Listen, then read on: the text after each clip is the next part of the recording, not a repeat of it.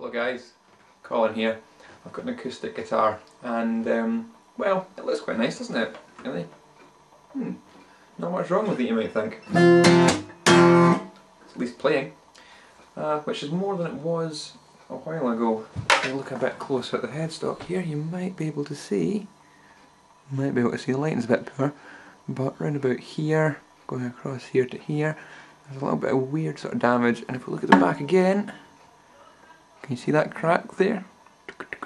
Right along there, that crack. When I got this guitar, the headstock wasn't even attached. It had broken right the way off, and I've been given the task of, can you put the headstock back on for me and make this guitar work? And as you can see,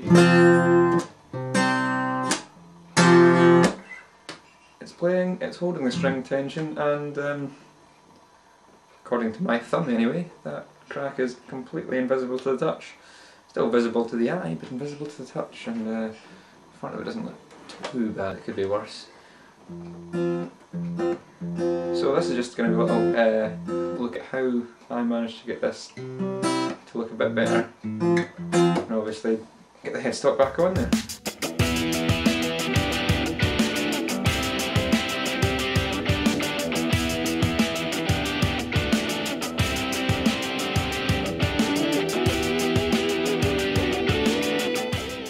Now, before I can glue the headstock back onto the neck, there's a couple of things in here that I need to deal with first. There's a big crack along the wood here, and that's lifting up. So that needs to be glued and clamped before the headstock can be rejoined, just so that everything is back to the way it should be. To glue it, I'm going to be using this Titebond wood glue. This will bond the wood together harder than the wood is bonded itself, so if it ever breaks again, it won't break along the glue line. This will form a harder bond than even the wood to wood. I'll be clamping in using clamps like this. They've got a little trigger on them, and you just trigger in and they clamp up nice and tight. So they're not big powerful clamps, but they're more than powerful to hold the wood in place. These little cracks while it's drying. So these little cracks, that's what I'm going to use. That's holding it into the place it should be. Just one, but I'll put a couple on.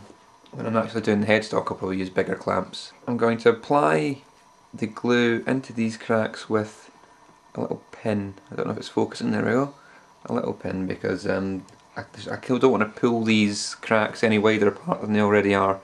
And the only way I can get the glue into them is using a pin. So I'm going to try and do that now.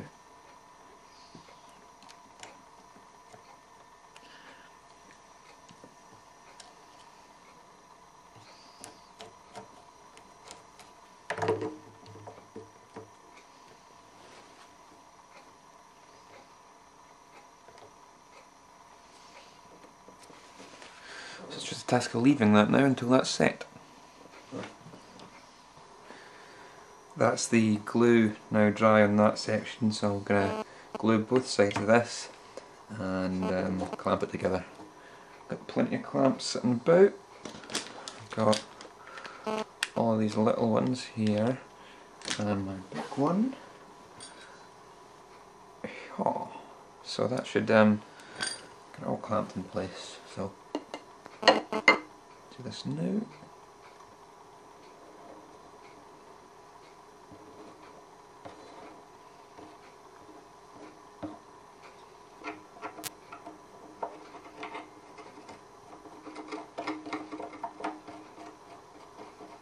Do the same on this.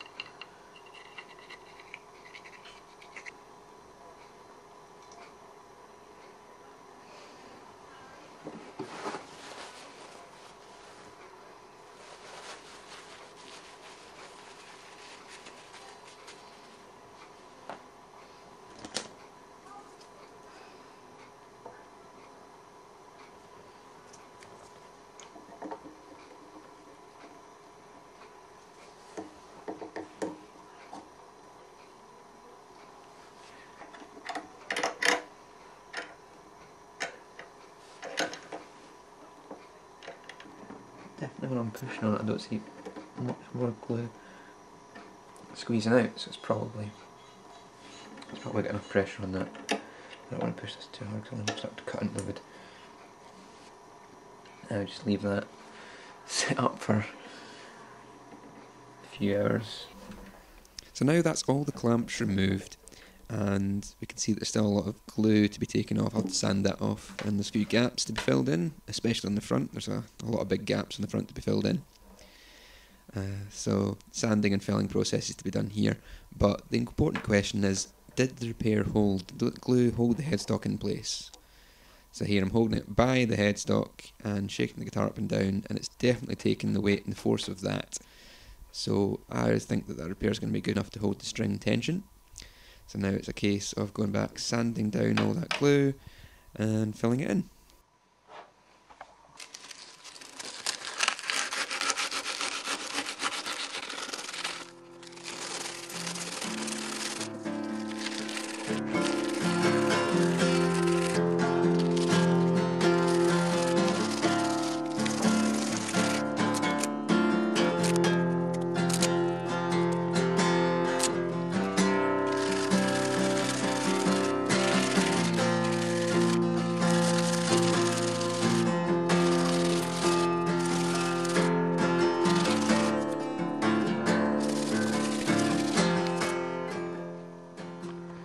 So here's how this neck is looking now.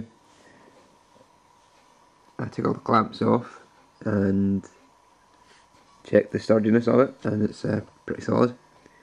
And the only problem was that some of the surface wood was missing from initial pieces. So what we had was the lines where it had broken off were rough, and you could feel them, and sort of dipped down a bit further than surface wood.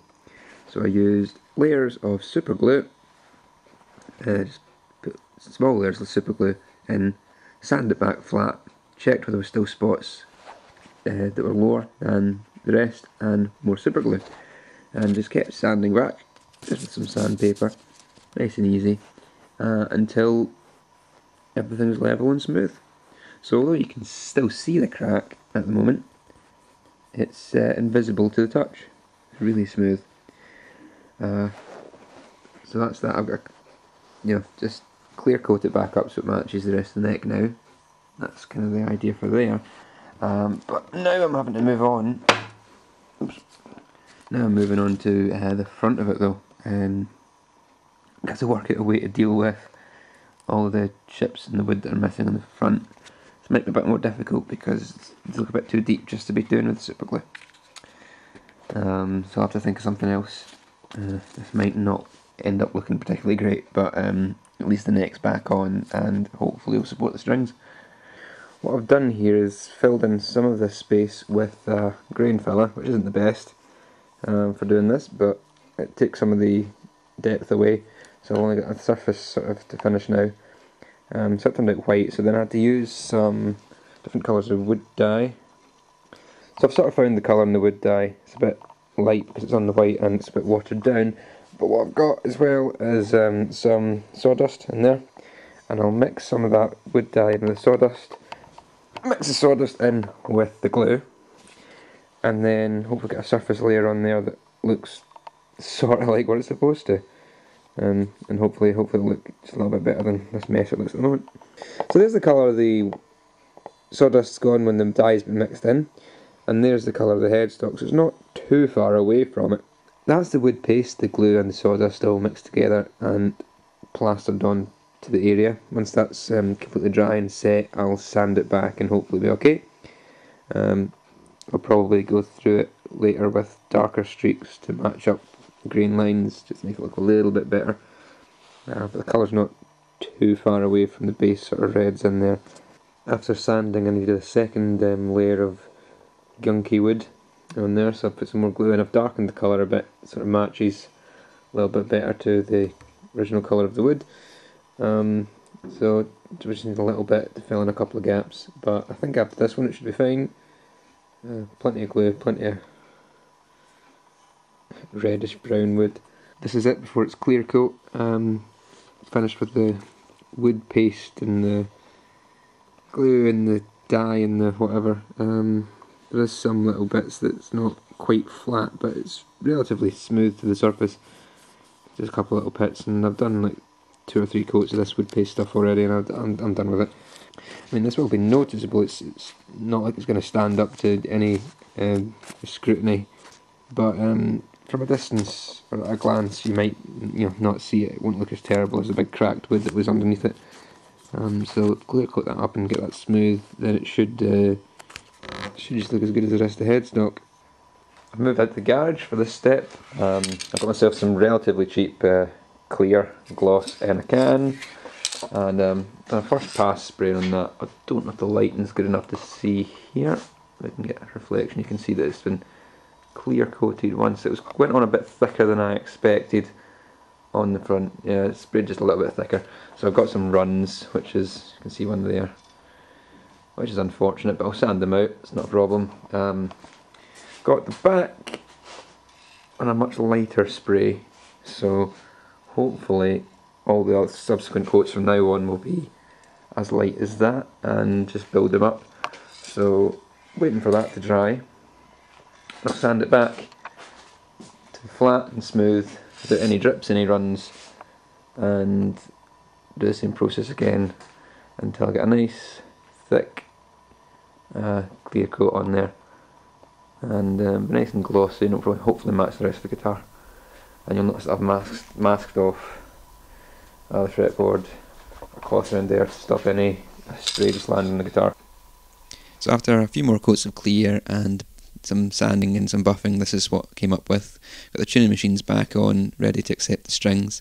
It's not the best job in the world, and it still looks a bit dodgy, but when we've got the back of the guitar, the back of the neck, the whole neck is nice and smooth and nice and shiny, and the damage is still visible through the clear coat, but it's nice and smooth, and your hand can't feel it, and that's the most important thing when you're playing the guitar.